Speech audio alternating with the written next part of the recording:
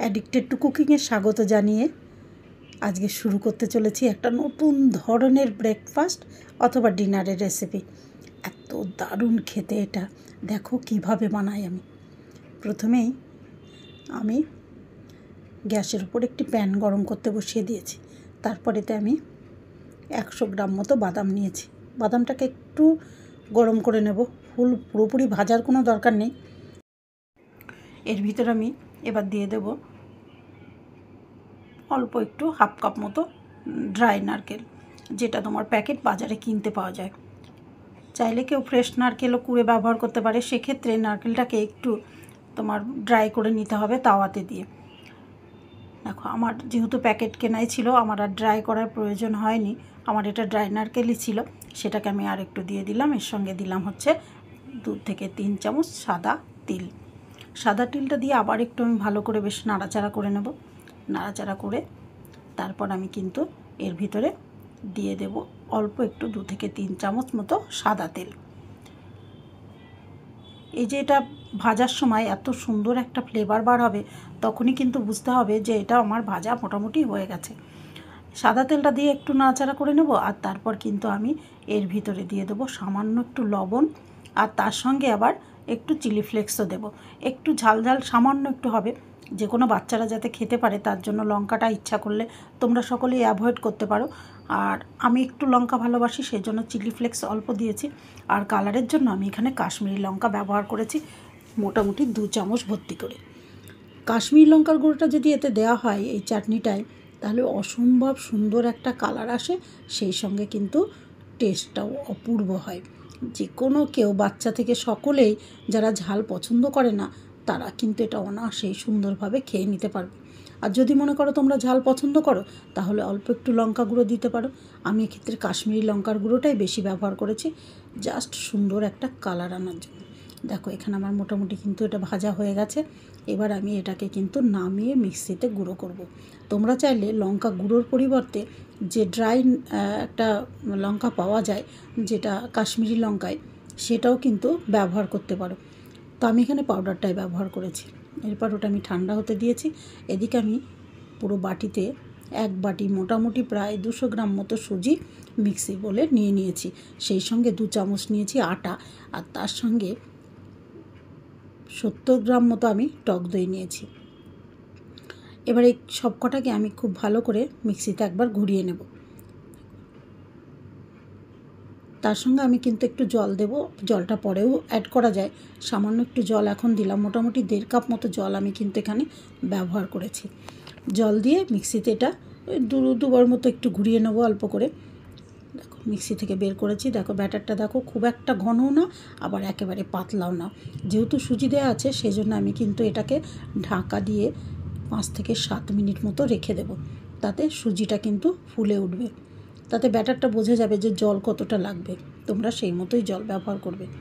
এদিকে আমার যে বাদামের যে চাটনিটা, বাদাম আর নারকেলের যে তোমার চাটনি বলবো এটাকে, এটা হচ্ছে ড্রাই চাটনি। এই চাটনিটাই হচ্ছে আমার যে খাবারটা আমি বানাচ্ছি, সেটার মূল টেস্ট কিন্তু লুকিয়ে আছে এই চাটনিটার মধ্যে। অসম্ভব ভালো একটা এটা রেসিপি। আশা করছি সকলেরই তোমাদের ভালো লাগবে। আর সবথেকে বড় কথা, বাড়ির সকলেরই কিন্তু এটা খুব প্রিয় একটা খাবারে পরিণত হবে যদি তুমি এটা কোনো দিন বানিয়ে কাউকে খাওয়াও। সত্যিই অপূর্ব একটা খাবার, একদম নতুন ধরনের। এইবার দেখো আমি যে সুজির ব্যাটারটা তৈরি করেছিলাম, সেই ব্যাটারের মধ্যে আমি পরিমাণ মতো লবণ দিয়েছি, সেই সঙ্গে একটু কাঁচা লঙ্কা, আর তার সঙ্গে দিয়েছি 1 চামচ মতো ভর্তি করে গোটা জিরে, সঙ্গে দিলাম চিলি ফ্লেক্স। এবার তোমরা এখানে চাইলে ধনেপাতা কুচো করে দিতে পারো, তাতে কিন্তু দারুণ একটা ফ্লেভার প্লাস একটা টেস্টও আসে। আমার কাছে ধনেপাতা ছিল না, সেই জন্য আমি কিন্তু ব্যবহার করিনি। ব্যাটারটা আমার রেডি হয়ে গেছে। এদিকে আমি যেটাতে করে এটা বসাবো, সেইটা তোমরা ইচ্ছা করলে এখানে একটি প্লেট ব্যবহার করতে পারো। যে প্লেটের ধারগুলো একটু উঁচু করা আছে, সেটা ব্যবহার করলেই ভালো হবে। আমার সেই ধরনের ছোটো প্লেট ছিল না, সেই জন্য আমি টিফিন বক্স ব্যবহার করেছি। টিফিন বক্সের ঢাকনাটাও আমি একবার ব্যবহার করেছি, আবার টিফিন বক্সটা ব্যবহার করেছি। আমি দেখো তেল মাখিয়ে নিয়েছি, যাতে এই সুজির ব্যাটারটা হয়ে যাওয়ার পর আমি সুন্দর করে এটা তুলে নিতে পারি। সেই জন্য প্রথমে আমি তেল মাখিয়ে নিয়েছি। এইবার আমি যে ব্যাটারটা বানিয়েছিলাম, সেই ব্যাটারটা আমি দেব। তার আগে কিন্তু কড়াইতে কিছুটা জল নিয়ে বসিয়ে দিয়েছি একটা স্ট্যান্ড, সেই সঙ্গে আমি এটা ঢাকা দিয়ে দিয়েছি। স্টিম হয়ে গেলে তারপরে আমি কিন্তু এটা বসাবো।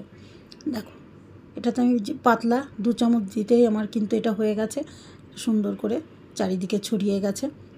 এটা কিন্তু খুব বেশি মোটা করার দরকার নেই, পাতলা করলেই কিন্তু এটা খেতে বেশি ভালো লাগবে। এবারে যে কড়াইটা বসিয়েছিলাম স্টিমের জন্য, সেখানে কিন্তু আমি স্টিম করতে এটা বসিয়ে দিয়েছি। এইবার আমি আরেকটা প্যানে তেল গরম করেছি, তাতে আমি দিয়ে দিয়েছি রসুন। একটু গরম হয়ে গেলে কাঁচা লঙ্কা, তার সঙ্গে দিয়েছি সামান্য একটু লঙ্কার গুঁড়ো। এরপর আমি এতে দিয়েছি সর্ষে 1 চামচ মতো। এইগুলো খুব ভালো করে একটু, এটা আমি জাস্ট এটা ফোড়নের জন্য ব্যবহার করব। এটাকে গরম করে নিলাম সুন্দর করে। এর ভিতরে আমি কিন্তু পরে 1 চামচ ভর্তি করে তিলও ব্যবহার করব। আমি যে বাদামের চাটনিটা করেছিলাম সেটাতে আমি রসুন দিইনি, তোমরা চাইলে ওখানে রসুনও অ্যাড করতে পারো। আমি রসুনটা পরে অ্যাড করেছি।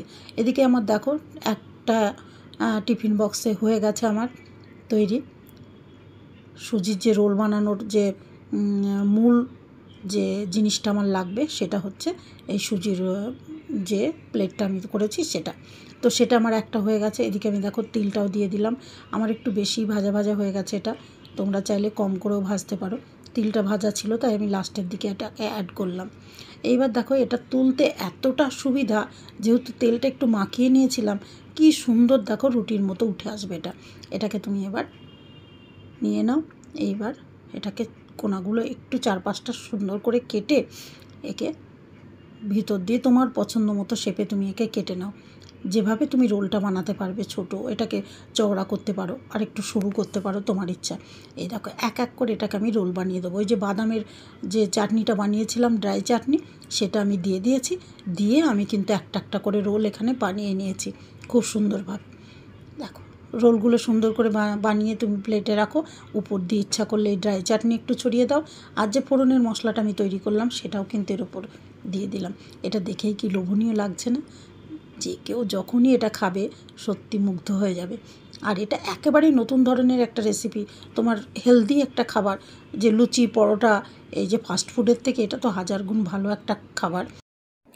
ব্রেকফাস্ট বা ডিনার যে কোনো সময় এই খাবারটা বাড়ির লোক চেটেপুটে খাবে। তাই তোমরা এটা বানিয়ে দেখো, তোমাদের কেমন লাগে আর আমাকে জানাও। আশা করছি তোমাদের সকলের খুব ভালো লাগবে।